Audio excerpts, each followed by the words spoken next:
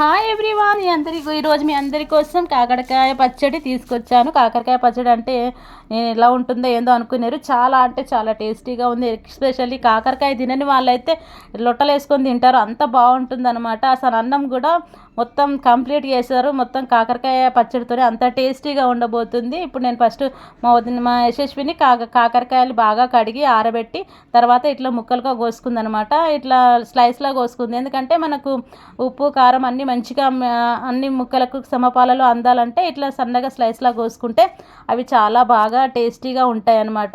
ఇప్పుడు బాగా కడిగి తరిగి పక్కన పెట్టుకున్న కాకరకాయ ముక్కల్ని మనము పక్కన పెట్టుకున్నాం కదా, ఇప్పుడు వీటిని మంచిగా ఫ్రై చేసుకోవాలన్నమాట, అంటే లైట్గా మంట మీద. ఇప్పుడు ముందైతే మనము దీనికి అవసరమైనటువంటి పప్పు దినుసులు ఉంటాయి కదా, నువ్వులు అట్లాంటివన్నీ, వాటన్నిటిని ఇట్లా మంచిగా సన్నటి మంట మీద స్టవ్ పైన ఇట్లా బాగా వేయించాలి. ఏంటంటే పచ్చి వాసన పోయి మంచి క్రిస్పీగా అవుతాయి అన్నమాట. అప్పుడు వాటిని మనము గ్రైండ్ చేసి పెట్టుకోవాలి పక్కన. ఇట్లా చేయడం వల్ల ఏమవుతుందంటే టేస్ట్ అనేది బాగా ఇంక్రీజ్ అవుతుంది, అండ్ తిన్నప్పుడు కూడా చాలా టేస్టీ ఉండడంతో పాటు మన ఆరోగ్యానికి కూడా ఇట్లాంటివి చాలా ఉపయోగపడతాయి. నేను మా ఇంట్లో ఎప్పుడైనా ఈ పచ్చడి చేసినా ఖచ్చితంగా ఇట్లా బనాలీలో ఫస్ట్ వేయిస్తారు. ఇట్లా వేయించిన వాటిని కొద్దిసేపు ఆరనివ్వాలన్నమాట. అంటే మనకు అదే కూల్ అయ్యేదాకా ఉంచి ఆ తర్వాత చింతపండుని తీసుకోవాలి. చింతపండుని బాగా కడగాలన్నమాట. కడిగి కొంచెం గుజ్జు తీసి పక్కన పెట్టుకోవాలి. కడిగి బాగా కడుగుతున్నారు, బాగా కడిగి పక్కన పెట్టుకున్నది అనమాట. అందులో కొంచెం వాటర్ పోసింది, బాగా పిసికి ఇంకా దాన్ని మంచిగా మిల్ట్ చేసి పక్కన పెట్టింది. ఇప్పుడు గుజ్జు అనేది రెడీ అయిపోయింది, చింతపండు పులుసు.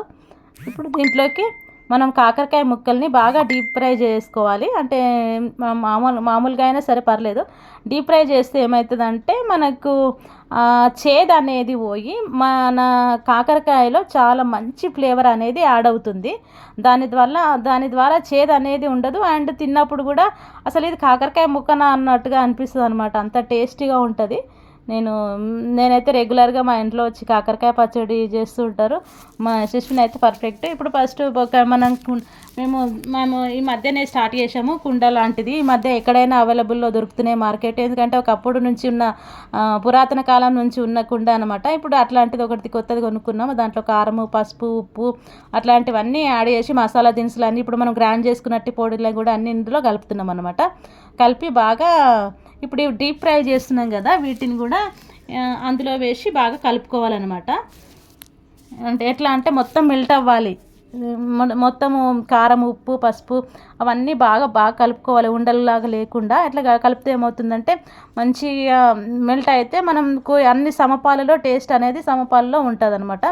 ఇప్పుడు బాగా వేయించి పెట్టుకున్నటువంటి వాటిని పక్కన పెట్టుకున్న తర్వాత ఇప్పుడు పోపు పెట్టుకోవాలి. అంటే జీలకర్ర, ఆవాలు, ఎండుమిర్చి, కరివేపాకు, మళ్ళీ కొన్ని ఎల్లిపాయలు అట్లా అన్నీ వేసి బాగా పోపు పెట్టుకోవాలన్నమాట. ఇప్పుడు మనం ఆల్రెడీ రెడీ చేసి పెట్టుకున్న మిక్సర్ మసాలాలో మనము ఇట్లా కాకరకాయ ముక్కలు వేయించి పెట్టుకున్నటువంటి కాకరకాయ ముక్కలు వేసి బాగా కలుపుకోవాలి. అట్లా కలుపుకుంటే ఏమవుతుందంటే సమపాలలో అన్ని సైడులా ఉప్పు, కారము అట్లాంటి మసాలా దినుసులు అన్నీ అందుతాయి అన్నమాట. తర్వాత మనం ఇప్పుడు ఎట్లయితే మనము పోపు పెట్టుకుంటున్నామో ఈ పోపు దినుసులు కూడా అందులో వేసుకోవాలి. అంతకంటే ముందు అందులో చింతపండు పులుసు వేసుకోవాలి. ఎందుకంటే చింతపండు పులుసుని వేస్తే ఏమవుతుందంటే పచ్చి వాసన అది ఉంటుంది కదా, పచ్చినెస్ చింతపండులో ఉండేది పచ్చి, అదంతా పోయి దానికి కూడా మంచి ఫ్లేవర్ అనేది యాడ్ అవుతుంది.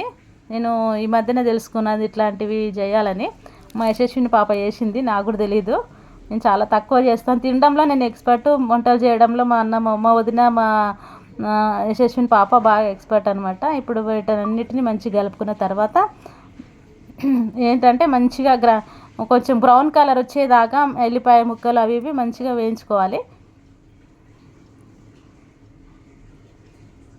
ఇప్పుడు బాగా కలిపినటువంటి ఈ మన కాకరకాయ ముక్కలకు బాగా పట్టించిన తర్వాత ఇందులో మనం ఇది ఇప్పుడు ఎప్పుడైతే పోపు పెట్టుకున్న ఆయిల్ అవన్నీ కలిపి ఇందులో కలపాలన్నమాట. ఇట్లా బాగా కలుపుకోవాలన్నమాట.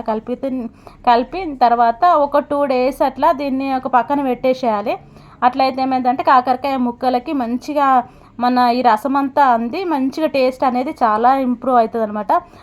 ఎలా ఉందో మీరు ఇంట్లో కూడా ట్రై చేసి చెప్పండి ఫ్రెండ్స్. నా వీడియో నచ్చినట్టయితే లైక్ చేయండి, షేర్ చేయండి, కామెంట్ చేయడం మాత్రం మర్చిపోకండి. ఇంకా మీకోసం మంచి మంచి డిలేస్తో మీ ముందుకు వస్తూ ఉంటుంది మీ Vijayalakshmi. Thanks for watching my video.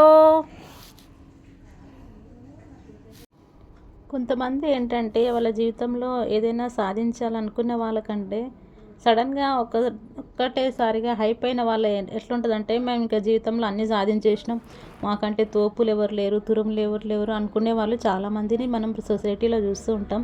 అలాంటి వాళ్ళని చూసినప్పుడల్లా నాకైతే అనిపిస్తూ ఉంటుంది, టైం ఎప్పుడు మనదే కాదు. కొన్ని సందర్భాలు ఎట్లా ఉంటాయంటే, మనకు కష్టం వచ్చినా సుఖం వచ్చినా అన్నిటినీ సమానంగా చూడాలి. ఎట్లా అంటే, మనము కష్టం వచ్చినప్పుడు బాబా నా అంత కష్టం ఎవరు పడట్లేదు, నేను కొన్ని కష్టపడుతున్నా అని చెప్పి కృంగిపోయిన వాళ్ళని చాలామందిని చూస్తుంటాం. అట్లే కొంచెం సుఖాలు కనబడగానే ఇక జీవితంలో నా అంత నేను చాలా హైప్గా వెళ్ళిపోయినా అనే ఉద్దేశంతో చాలామంది చాలా ఘోరాలు చేసే వాళ్ళని కూడా చూస్తున్నాం. నా దృష్టిలో మనం ఎలాంటి సిచ్యువేషన్లో ఉన్నా కూడా మనం బ్యాలెన్స్డ్గా ఉండడం అనేది చాలా ఇంపార్టెంట్. ఎందుకంటే నౌడేస్ చాలామంది చాలా ప్రాబ్లమ్స్తో సఫర్ అవుతున్నారు. నాకు అది అయితే చాలా నా విషయంలో అయితే మనం ఎప్పుడూ స్టేబుల్గా ఉండడం అనేది చాలా ఇంపార్టెంట్. మనం ఎలాంటి స్థితిగతిలో ఉన్నా కూడా మనం అన్నిటినీ బ్యాలెన్స్ చేసుకోవడం అనేది కూడా చాలా ఇంపార్టెంట్. నా దృష్టిలో అయితే నేను ఎక్కువ శాతం మనం బ్యాలెన్స్డ్గా ఉండడానికే నేను ప్రిఫరెన్స్ ఇస్తాను. నేను పెద్ద మామూలు మిడిల్ క్లాస్ ఫ్యామిలీ మాది, కానీ నాకు ఒక్కొక్కసారి కొన్ని సందర్భాల్లో నేను ఒక హైప్కి తీసుకెళ్ళిన సందర్భాలు కూడా ఉన్నాయి. కానీ వాటన్నీ నేను మనసులో పెట్టుకొని నేను ప్రౌడ్గా ఎప్పుడు ఫీల్ అవ్వను. నేను నార్మల్గా ఉంటాను, నార్మల్గా ఉండడానికే ఇష్టపడతాను. ఎందుకంటే మన జీవితం అనేది దేవుడిచ్చిన గొప్ప వరం. అది కొన్ని సందర్భాల్లో మనము ఎక్కువగా కనబడుతుండొచ్చు, కొన్ని సందర్భాల్లో తక్కువగా మనము అచీవ్ చేస్తుండొచ్చు. కానీ వాటన్నిటిని మనం సమగా తీసుకుంటేనే జీవితంలో మనము ఉన్నత స్థాయికి ఎదుగుతామనేది నా ఒపీనియన్. మీకు ఏమనిపిస్తుందో కామెంట్ చేసి చెప్పండి. ఎందుకంటే మనం లైఫ్లో ఏదైనా సరే సాధించాలనుకున్న వాళ్ళు ఎప్పుడు కూడా అన్నిటినీ సమంగా బ్యాలెన్స్డ్ చేసుకుంటూనే ముందుకెళ్ళాలి.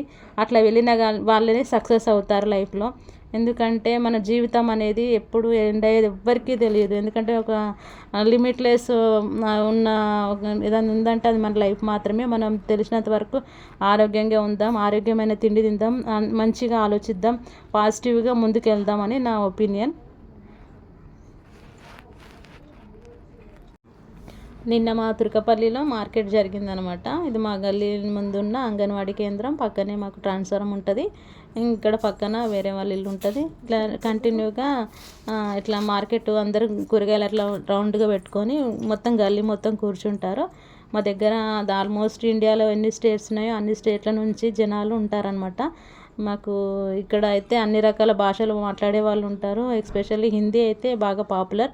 70% మా దగ్గర హిందీ మాట్లాడతారు. ఆఫ్కోర్స్ నేను కూడా హిందీ నేర్చుకున్నాను. నాకు చిన్నప్పటి నుండి వీళ్ళతో మాట్లాడుతూ ఈజీ తెలియకుండానే హిందీ వచ్చేసింది. మనం ఏదైనా లాంగ్వేజ్ నేర్చుకోవాలనుకున్నప్పుడు మనకు సరౌండింగ్ మనం ఏదైతే లాంగ్వేజ్ నేర్చుకోవాలనుకున్నామో వాళ్ళ పక్కన ఉంటే కనుక మనం ఆ లాంగ్వేజ్ ఈజీగా నేర్చుకోగలుగుతాం. అంటే నేను పర్ఫెక్ట్ ఎగ్జాంపుల్. నాకైతే నేను తెలుగులో తక్కువ మాట్లాడతాను, హిందీలో ఎక్కువ మాట్లాడుతాను అంతనమాట. ఎందుకంటే అందరూ నాకు తెలిసిన వాళ్ళందరూ ఆల్మోస్ట్ వేరే వేరే స్టేట్స్ వాళ్ళే ఉంటారు, వేరే వేరే రాష్ట్రాల నుంచి వచ్చిన వాళ్ళే ఉంటారనమాట. అందుకని ఇక్కడ మార్కెట్కి అందరూ కొనుక్కోవడానికి ఇప్పుడిప్పుడే స్టార్ట్ అవుతుంది. జనాలు కుప్పలుగా వస్తుంటారు. ఎట్లా అంటే ఇంకో మనిషి